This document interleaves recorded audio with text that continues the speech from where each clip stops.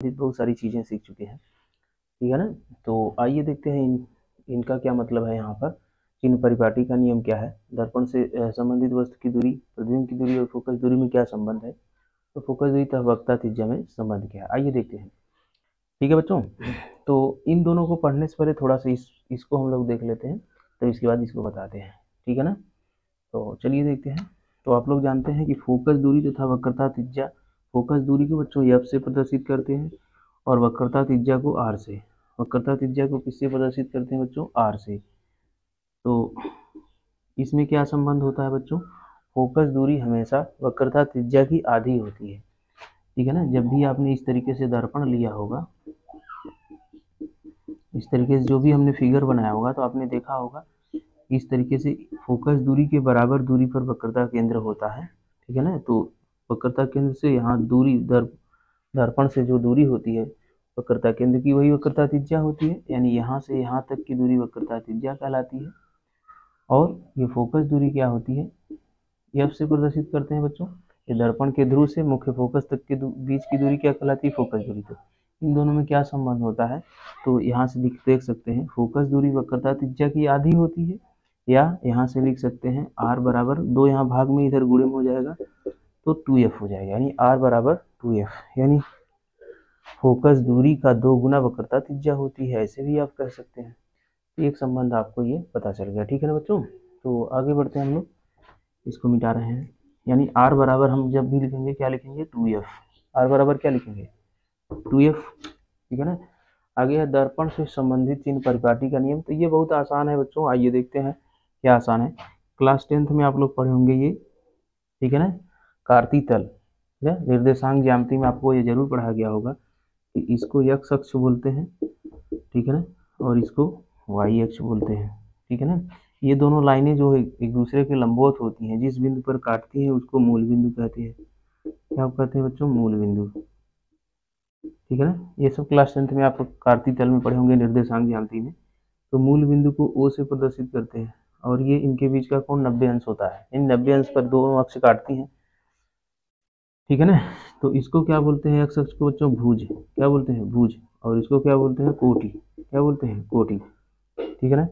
और इसमें आपको ये भी बताया गया होगा कि इस मूल बिंदु के दाईं ओर मतलब ये दाहिना हाथ है मेरा, तो दाईं ओर चलना होगा, यानी इधर की जितनी भी दूरियां होंगी, ठीक है ना, वो सब धनात्मक मानी जाती है बच्चों। क्या मानी जाती है, धनात्मक। आज ये देख लीजिए, आपको दर्पण से संबंधित चिन्ह परिपाटी में कभी दिक्कत नहीं होगी, कभी आप प्लस माइनस में गलती, बच्चे क्या करते हैं सवाल लगाते समय कभी कभी प्लस माइनस हो जाता है गलती। इसे देखने के बाद आपको बच्चों प्लस माइनस का जो है झंझट नहीं रहेगा, ठीक है ना। आप ये समझ जाएंगे किधर प्लस होता है किधर माइनस होता है।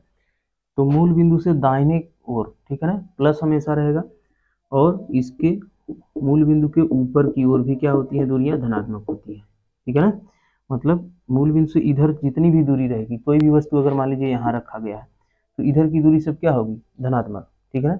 जैसे मान लीजिए कोई वस्तु यहाँ ए बी रखा गया है, ठीक है ना, तो यहाँ से यहाँ तक की दूरी क्या होगी, धन में होगी, प्लस में होगी।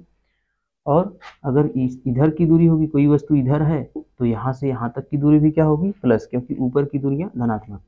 इसके विपरीत क्या हुआ, नीचे की दूरी ऋणात्मक होती है बच्चों, और बाईं ओर की दूरी भी क्या होती है, ऋणात्मक। यानी मूल बिंदु के दाहिनी ओर, मुझे देखिए, मूल बिंदु के दाईं ओर क्या होगा बच्चों, धनात्मक, और मूल बिंदु से ऊपर भी क्या होगा, धनात्मक, ठीक है ना। मूल बिंदु के नीचे ऋणात्मक और बाईं ओर ऋणात्मक, ठीक है ना।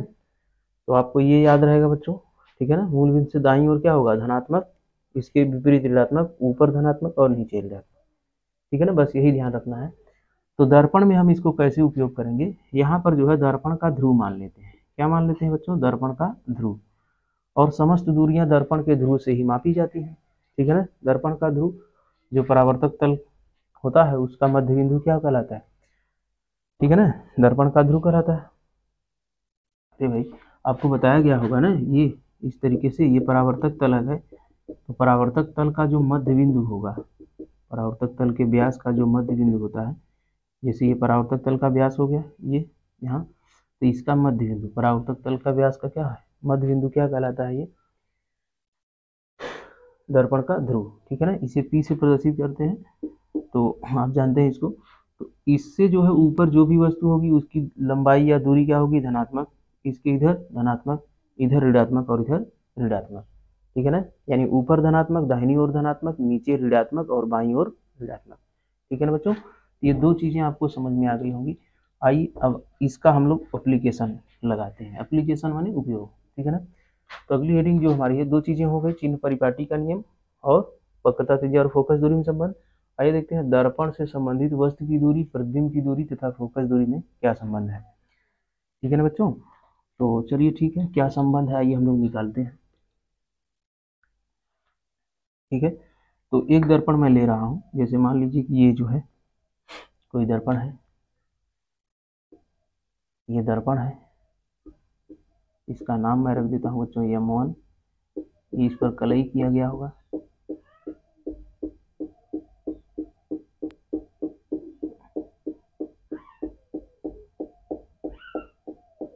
ठीक है बच्चों, ये कलई किया गया होगा। तो इसका मध्य बिंदु क्या कहलाएगा, दर्पण का ध्रुव, इसे P से प्रदर्शित करते हैं।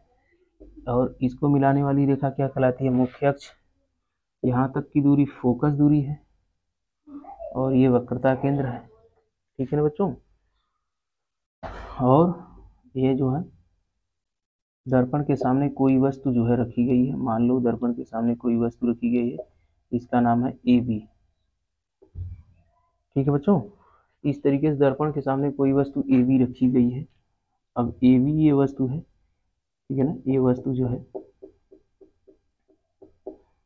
दर्पण के सामने रखी गई है, ठीक है ना। तो यहाँ से एक किरण चलेगी प्रकाश के परावर्तन के नियम के अनुसार, आपको प्रतिबिंब बनाने के नियम बताया है, तो उसके अनुसार जो है मुख्य अक्ष के समांतर एक किरण चलती है। तो दर्पण से परावर्तन के पश्चात कहाँ जाएगी बच्चों, मुख्य फोकस से होकर जाएगी ना।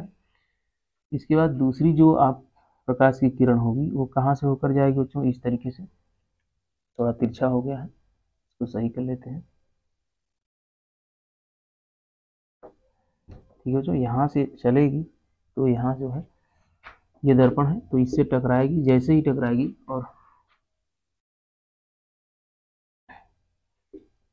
ये वक्रता केंद्र मान लेते हैं बच्चों, तो यहाँ से जो है ये प्रकाश की किरण गई और अपने मार्ग में क्या होगी, वापस लौट जाएगी, ठीक है ना बच्चों। तो थोड़ा सा यहाँ पर चित्र सही नहीं बना बच्चों, मैं फिर से बनाने का प्रयास करता हूँ इस तरीके से। हाँ अब देखिए, अब सही है। ये हो गया आपका वक्रता केंद्र और यहाँ से जो है प्रकाश की किरण गई, और दर्पण के केंद्र से जो दूसरी रेखा जा रही है प्रकाश की किरण, ये क्या होगी, परावर्तन के पश्चात वापस उसी मार्ग में क्या होगी, लौट जाएगी, क्योंकि आप जानते हैं वक्रता केंद्र से होकर जाने वाली किरण वापस उसी मार्ग में लौट जाती है, बताया हूँ प्रतिबिंब बनाने के नियम में। और मुख्य अक्ष के समांतर चलने वाली किरण क्या होती है, मुख्य फोकस से होकर जाती है। अब ये दोनों किरणें जो है आपस में बच्चों जहाँ काटती हैं, यहाँ मान लीजिए काट रही हैं, तो यही इनका क्या होगा, प्रतिबिंब। अगर यहाँ से इसके मुख्य अक्ष पर लंब खींच दें, ये क्या हो जाएगा, इसका प्रतिबिंब। तो मान लो इसका नाम रख दिया A', B' पर काटती है, ठीक है ना। अब हमको क्या निकालना है कि प्रतिबिंब की दूरी, वस्तु की दूरी और फोकस दूरी में संबंध, इसमें संबंध ज्ञात करना है बच्चों, ठीक है ना। तो आइए देखते हैं, इसके लिए हम क्या करेंगे, इसका ये जहाँ ये मुख्य अक्ष के समांतर जो B से चलने वाली किरण है, इसका नाम रख देते हैं मान लो कि N, और यहाँ से जो है एक लंब खींच देते हैं M, ठीक है ना बच्चों, एक लंब खींच देते हैं M काल्पनिक, ठीक है ना, इस तरह से खींच देते हैं। अब क्या करेंगे हम लोग, यहाँ पर जो है मैथमेटिकल डेरिवेशन इसका करके, हालांकि किताब में वैसे ही बता दिया जाता है आपको, लेकिन हम आपको डेरिवेट करके दिखा रहे हैं कि कैसे आया, ठीक है ना। तो आइए देखते हैं, हम लोग यहाँ से दो त्रिभुज लेंगे, ठीक है ना, दो त्रिभुज ले लेते हैं। मान लो कि हम लोग ये त्रिभुज ले रहे हैं, त्रिभुज F M N, ठीक है ना, F M N, और त्रिभुज, इस त्रिभुज में B' और F में, B' और F में, ठीक है ना। अब देखिए, तो ये दोनों समकोण त्रिभुज हैं, ये भी इस त्रिभुज में ये समकोण है, ये त्रिभुज में, तो दोनों त्रिभुज क्या है, समरूप त्रिभुज है। आप लोग पढ़े होंगे कक्षा 10 में समरूप त्रिभुज, और एक होता है सर्वांगसम त्रिभुज। तो बच्चों सर्वांगसम और समरूप में अंतर होता है। समरूप मतलब दो ऐसी वस्तुएं जिनका रूप एक जैसा हो, ये नहीं कि उनके अंग बराबर हो, ठीक है ना। जैसे इस तरह से अगर कोई समकोण त्रिभुज ये है और कोई समकोण त्रिभुज इतना बड़ा है, ठीक है ना, तो इसका अंग इसके बराबर थोड़ी ना है भाई। इसकी भुजा इतनी बड़ी है और इस त्रिभुज की भुजा इतनी बड़ी है, तो कैसे बराबर होगा ना, इसके भाग बराबर नहीं होंगे। लेकिन इसका आकार एक जैसा होना चाहिए। इसका आकार क्या होना चाहिए, आकार एक जैसा होना चाहिए। अगर आकार एक जैसा है तो उसको हम लोग समरूप बोलते हैं। क्या बोलते हैं बच्चों, समरूप, ठीक है ना। इसी प्रकार दो गोले हो गए, एक गोला ये हो गया, एक गोला ये हो गया। अब इसका आकार इसके आकार में बहुत अंतर है, लेकिन आकार एक जैसा है, इसके भाग बराबर नहीं है, है? अब ये इतना बड़ा त्रिज्या का है और इसकी त्रिज्या इतनी बड़ी है, बताएं बच्चे। तो दो एक जैसी वस्तुएं, देखने में एक जैसी समान लगने वाली वस्तुएं क्या होती हैं, समान समरूप होती हैं। क्या होती हैं, समरूप। जबकि सर्वांगसम का मतलब क्या होता है, सर्वांगसम का मतलब जितनी भुजा दो त्रिभुजों में सभी संगत अंग क्या होने चाहिए, बराबर होने चाहिए। जैसे जितना बड़ा ये है उतने बड़ा ये होना चाहिए, और जितना बड़ा ये है उतने बड़ा ये होना चाहिए, जितना बड़ा ये है उतने बड़ा ये होना चाहिए, तभी क्या होंगे, सर्वांगसम। तभी क्या होंगे, सर्वांगसम, ठीक है ना बच्चों। जबकि समरूप के लिए ऐसी बात नहीं है। समरूप के लिए क्या है कि दो एक जैसे होने चाहिए, ठीक है, उनका आकार एक जैसा होना चाहिए। आकार की लंबाई बराबर होने मतलब नहीं रखती है, ठीक है ना। आकार केवल रूप उनका एक जैसा होना चाहिए। तो आप देखेंगे तो ये दोनों त्रिभुज क्या है, समरूप, क्योंकि दोनों समकोण त्रिभुज हैं। अभी हमने दिखाया आपको चित्र बना करके, समकोण हो या गोले हो या वृत्त हो, तो ये क्या होते हैं, समरूप होते हैं, ठीक है ना बच्चे। तो देखिए इस त्रिभुज, तो समरूप त्रिभुजों की एक खासियत होती है बच्चों, उनकी भुजाओं का जो अनुपात होता है वो बराबर होता है। तो त्रिभुज एफ एम एन में देखेंगे तो ये भुजा, ठीक है ना, ये भुजा कौन सी है, एम एन, और बटे इस त्रिभुज बी डैश ए डैश और एफ में A B dash A dash B dash, ये भुजा, क्योंकि ये भुजा इसकी लंब है, इसकी लंब है, ठीक है ना। संगत भुजाओं का अनुपात क्या होता है, बराबर होता है समरूप त्रिभुजों में, ठीक है ना। ये समरूप त्रिभुज है, ठीक है ना। तो समरूपता के सिद्धांत से हम लोग लिख रहे हैं ये।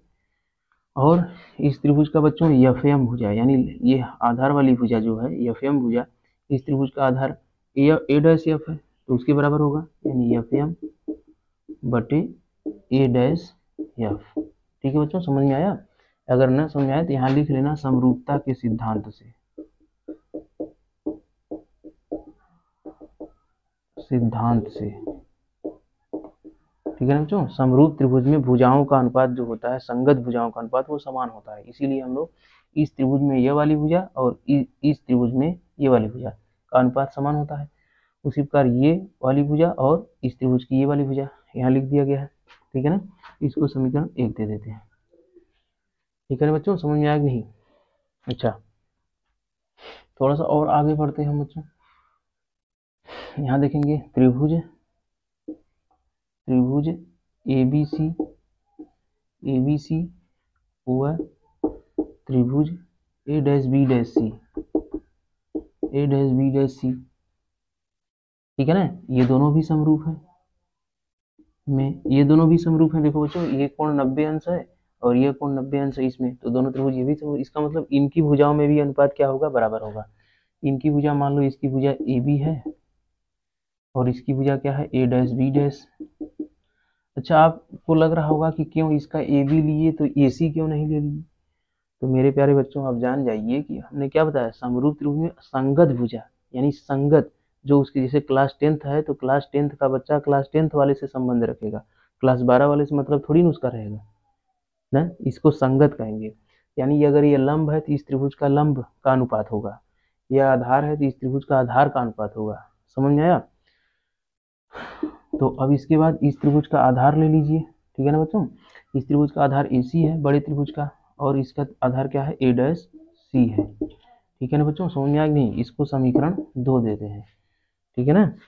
इसके बाद देखिए यहाँ देखेंगे तो यम एन क्या है बच्चों, देखो यम एन ये है, ये बिंदु एन है, ये एम है, ये भुजा क्या है आपस में बच्चों, बराबर होगी। क्यों, क्योंकि ये दोनों समांतर रेखाएं हैं, ठीक है ना। देखो ए मुख्य अक्ष और बी एन क्या है, मुख्य अक्ष के समांतर चलने वाली किरण है, तो दो समांतर रेखाओं के बीच की दूरी प्रत्येक बिंदु पर क्या होती है, बराबर होती है। जैसे ये दो किरणें हैं, ठीक है ना, L1 L2 है, दो समांतर रेखाएं हैं, तो इनके बीच की दूरी चाहे जहां मापोगे बच्चों वो क्या होगी, बराबर होगी। यानी यह दूरी इसके सबके क्या होगी, बराबर होगी। इसलिए यह दूरी इसके क्या होगी, बराबर होगी। अर्थात हम लिख सकते हैं, अर्थात यमयन बराबर क्या लिख सकते हैं, AB लिख सकते हैं ना, यमयन बराबर AB। अब यमयन का मान AB यहाँ रख देंगे, अगर हम लोग समीकरण 1 में रख देंगे तो देखिए, रख के देखिए बच्चों क्या हो जाएगा, यमयन के स्थान पे AB रख दीजिए समीकरण 1 में। तो समीकरण 1 में रख दीजिए यमयन बराबर AB रखने पर, ठीक है ना। जब रखेंगे बच्चों तो क्या हो जाएगा, हमारे पास क्या प्राप्त होगा, समीकरण 1 किस रूप में प्राप्त होगा, AB बटे A डैश B बराबर B डैश बराबर FM बटे A डैश F। ये समीकरण 3 मान लेते हैं। अब आप समीकरण 2 और 3 को ध्यान से अगर देखेंगे तो इसका बायां पक्ष बराबर है, क्या है बच्चों, बायां पक्ष। तो आप लोग गणित में पढ़े होंगे, बायां पक्ष बराबर दायां पक्ष, यानी लेफ्ट हैंड साइड बराबर राइट हैंड साइड। अगर दो समीकरणों के बाएं पक्ष बराबर है तो दाएं पक्ष भी क्या होंगे, बराबर होंगे। कोई ऐसा है जिसके दोनों हाथों में से एक हाथ बड़ा हो एक हाथ छोटा हो, ऐसा नहीं है भाई। ये अलग बात है कि एक्सीडेंट हो गया, दुर्घटना कट गया तो बात छोटे बड़ा हो गया, अलग बात है। लेकिन अगर कोई सामान्य पुरुष है जिसके हाथ नहीं कटे हैं तो आप देखेंगे उसका हाथ दोनों क्या होंगे, बराबर होंगे, ठीक है ना। इसका मतलब बायां हाथ बराबर दायां हाथ, ठीक है ना, बायां हाथ बराबर क्या होगा, दायां हाथ के बराबर होगा। यानी बायां पक्ष क्या है, बाएं पक्ष के बराबर है, तो दायां पक्ष भी दाएं पक्ष के क्या होगा, बराबर होगा। यानी लेफ्ट हैंड साइड बराबर राइट हैंड साइड ना। समीकरण 2 और 3 की तुलना कर देंगे, क्या हो जाएगा, 2 व 3 की तुलना करने पर,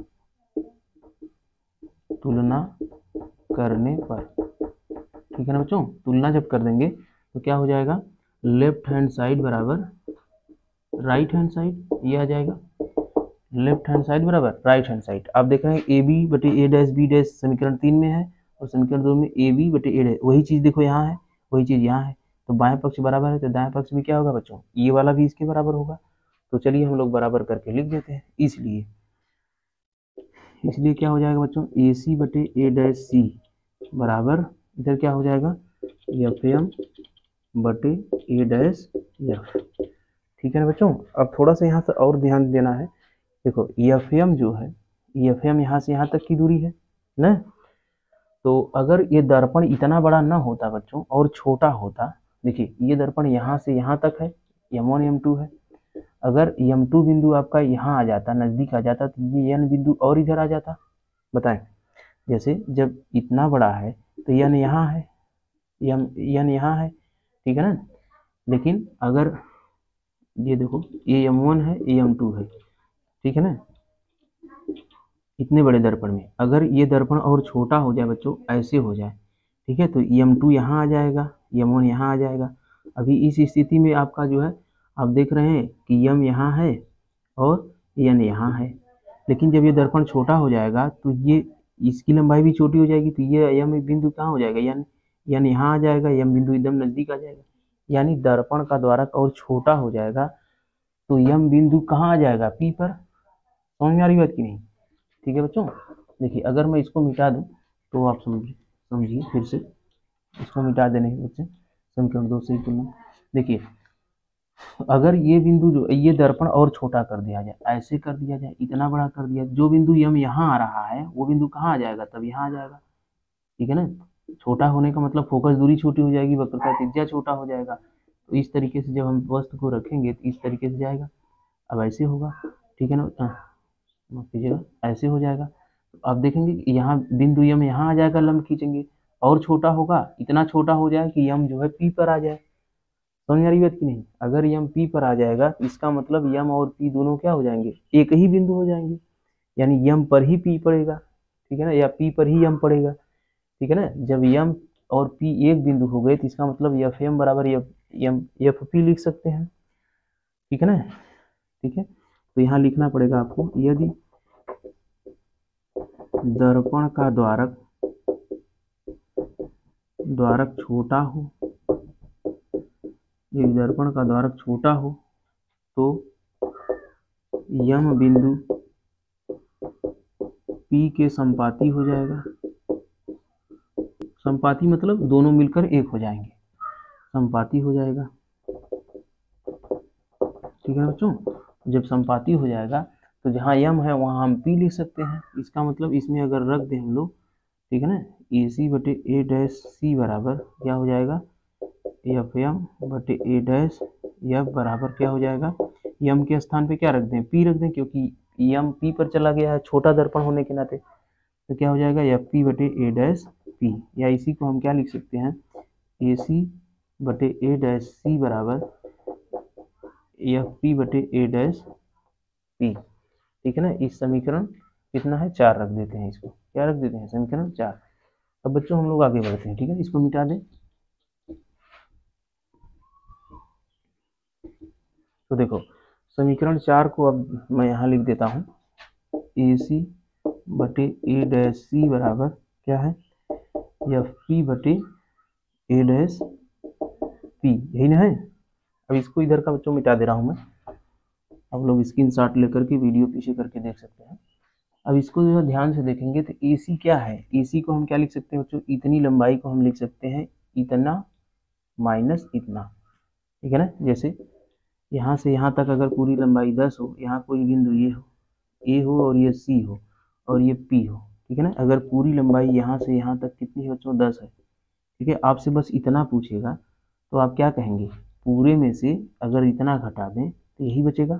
ध्यान से देखें, पूरे में से एपी में से, ठीक है ना, एपी में से इतना निकाल दें तो यही बचेगा, यही हमको चाहिए एसी का मान। ठीक है ना, तो रख दें, तो इसको लिख सकते हैं बच्चों, एसी के स्थान पर क्या लिख सकते हैं, AP minus CP, AP minus CP बटे ए डैश सी को क्या लिख सकते हैं उसी प्रकार, देखो ए डैश सी को लिख सकते हैं सीपी माइनस ए डैश पी, यहाँ लिख देते हैं सीपी माइनस ए डैश पी, यही लिख देंगे बच्चों। अच्छा, इधर क्या लिख सकते हैं, एफ पी को क्या लिख सकते हैं बच्चों, एफ और पी क्या है, फोकस दूरी, क्योंकि दर्पण से ध्रुव के बीच की दूरी फोकस, मुख्य फोकस और ध्रुव के बीच की दूरी फोकस दूरी कहलाती है। ठीक है ना, तो इसको जो है हम लोग क्या लिख देते हैं, फोकस दूरी ना, ये फोकस दूरी है। अब फोकस दूरी यहाँ पर जो है माइनस हो जाएगी, क्यों, क्योंकि दर्पण से इधर की दूरी है, अभी हमने आपको बताया कि दर्पण से जो है ऊपर की ओर धनात्मक, यहाँ इधर की ओर धनात्मक, यानी दाईं ओर की दूरियां धनात्मक, ऊपर की धनात्मक और नीचे की ऋणात्मक, बाईं ओर की ऋणात्मक। ठीक है ना, तो फोकस दूरी यहाँ से यहाँ तक है बच्चों, तो ये तो इधर की दूरी हो गई बाईं ओर की, और बाईं ओर की दूरी क्या है, ऋणात्मक है, तो ऋणात्मक रखेंगे माइनस एफ बटे ए डैश पी क्या है, ए डैश पी क्या है बच्चों, तो ए डैश पी जो है यहाँ देखिए ये प्रतिबिंब की दूरी है, ए डैश पी क्या है, प्रतिबिंब की दूरी है, तो प्रतिबिंब की दूरी भी क्या है बच्चों, इधर है, दर्पण के बाईं ओर है, और बाईं ओर की दूरियां हमेशा क्या रखी जाती हैं, ऋणात्मक, क्या रखी जाती हैं, ऋणात्मक। अब देखो बच्चों, एपी को क्या लिख सकते हो, एपी क्या है आपका, वस्तु की दूरी है, यहाँ से यहाँ तक क्या है, ये वस्तु की दूरी यू है ना, देखो ये वस्तु ने रखी गई है, तो वस्तु की दूरी दर्पण से कितनी हो गई, यू। अब इधर की दूरी है तो माइनस यू रख देंगे, माइनस, ठीक है ना, दर्पण से बाईं ओर की दूरी ऋणात्मक होती है इसलिए माइनस।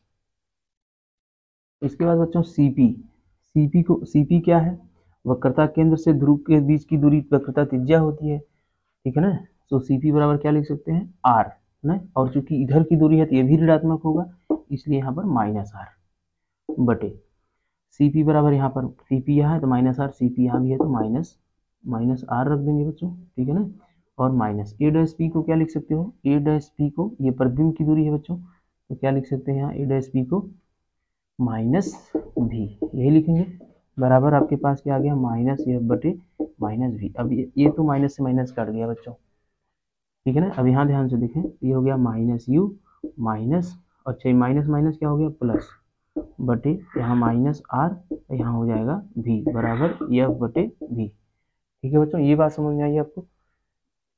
अब क्या करेंगे, अभी हमने बताया था कि एफ बराबर आर बाई टू या आर बराबर 2f ना, देखो जहाँ आर है तो ये दो भागे में उधर गुणे हो जाएगा, वक्रता त्रिज्या और फोकस में संबंध बताए थे बच्चों। तो आर जहाँ जहाँ लिखा रहेगा वहाँ हम लोग क्या रख देंगे, 2f, तो रख दीजिए। ठीक है ना, तो रख दीजिए आर बराबर 2f, यहाँ लिख देंगे माइनस यू प्लस 2f बटे यहाँ माइनस 2f प्लस भी बराबर एफ बटे भी। अब क्या करेंगे बच्चों, तिर्यक गुणा। देखो इसका बच्चों यहाँ तिर्यक गुणा कर देंगे, इसका इधर, यानी भी का इसमें गुणा कर देंगे, एफ का इसमें, तो गुणा करेंगे तो हमारे पास क्या बचेगा बच्चों, देखिए गुणा कर दीजिए, तो यह हो जाएगा माइनस यू इंटू वी, और इसका गुणा करेंगे तो ये हो जाएगा प्लस 2f इंटू वी, या वी एफ रख दीजिए, कोई दिक्कत नहीं, वी एफ ना, वी का गुणा एफ में, तो 2 ये वी एफ हो गया, और इधर बराबर क्या हो जाएगा, एफ का गुणा इसमें करेंगे माइनस 2f स्क्वायर, और यहाँ प्लस वी एफ, यही ना आएगा। अब देखो बच्चों, एक जैसी राशियों को एक तरफ कर दो, बाकी सबको एक तरफ कर दो, ठीक है ना, तो क्या करेंगे, इसको इधर ला दो, ये हो जाएगा माइनस यू भी, ठीक है ना, plus 2vf minus V F बराबर माइनस 2f स्क्वायर। अच्छा कहीं गलती हुई क्या बच्चों, कुछ छूटा है? कहाँ गलती हुई है? एक सेकंड बच्चों।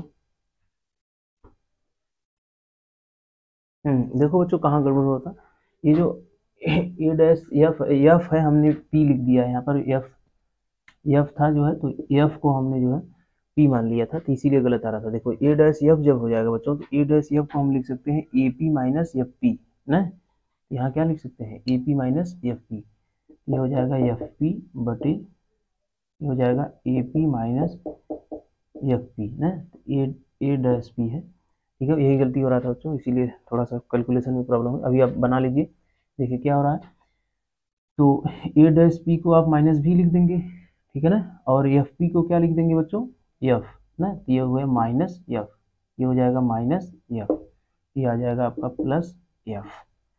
अब पूरा करिए, अब सही आ जाएगा ना। यहाँ से थोड़ा सा कैलकुलेशन बच्चों मैं फिर से कर दे रहा हूँ, ठीक है ना, इसको मिटा के फिर से कैलकुलेशन कर रहा हूँ बच्चों, थोड़ा सा गड़बड़ आ गया था, फिर से देखिए, ठीक है बच्चों। अब देखिए ध्यान से, अब समझ में आएगा आपको कैलकुलेशन। देखिए कहाँ गड़बड़ी हो रही थी, यही गड़बड़ी हो रहा था, इसलिए इसको बना लीजिए, ये हो जाएगा माइनस एफ बटे, और ये माइनस माइनस प्लस हो गया तो प्लस वी एफ हो गया। अब देखेंगे क्या करेंगे बच्चों, इसको थोड़ा सा और सिंप्लीफाई कर लेंगे, तो माइनस यू प्लस 2f हो जाएगा, इधर हो जाएगा माइनस 2f प्लस v हो जाएगा, इधर हो जाएगा माइनस एफ बटे माइनस v प्लस एफ। अब तिर्यक गुणा करिए बच्चों, अब गड़बड़ी नहीं हुई, थोड़ा सा कैलकुलेशन, वहाँ जो असल एफ लिखा था मैं पी समझ करके उसको गलत कर दिया था, तो अभी अब बना लीजिए। देखिए क्या हो जाएगा, इसका गुणा करेंगे तो ये हो जाएगा माइनस यू माइनस भी, माइनस माइनस प्लस बन जाएगा तो यू भी हो जाएगा, और ये हो जाएगा माइनस 2vf। अब एफ का गुणा करिए तो यहाँ हो जाएगा माइनस यू एफ, और ये हो जाएगा प्लस 2f स्क्वायर। अब फिर इस एफ का इसमें गुणा कर दीजिए माइनस चिन्ह के साथ, तो क्या हो जाएगा माइनस माइनस, ये देखो ये माइनस माइनस माइनस प्लस हो जाएगा, तो प्लस 2f स्क्वायर, और ये क्या हो जाएगा minus V F, minus plus minus हो जाएगा। अब देखो बच्चों, जो कट रही हैं राशियां उसको काट दो, देखो बराबर के इस तरफ जो राशियां होती हैं उस तरफ अगर वही राशि है तो कट जाएगी, इधर आके माइनस हो जाएगी, ये इससे कट जाएगी, माइनस हो जाएगी ना। अब आपके पास क्या बचा, देखो बच्चों यू भी, इसके बाद इधर बचा आपके पास माइनस 2vf, और ये वी एफ इधर आएगा तो बराबर के प्लस बन जाएगा, प्लस वी एफ, और ये आपके पास बचा है माइनस यू एफ बराबर 0 ना। अब इसको क्या लिख सकते हैं बच्चों, यू भी, और माइनस में से एक घट जाएगा, दो में से एक घट जाएगा तो एक वी एफ, और ये उधर चला जाएगा तो प्लस यू एफ, यही बचेगा बच्चों, ठीक है ना। अब क्या करेंगे हम लोग,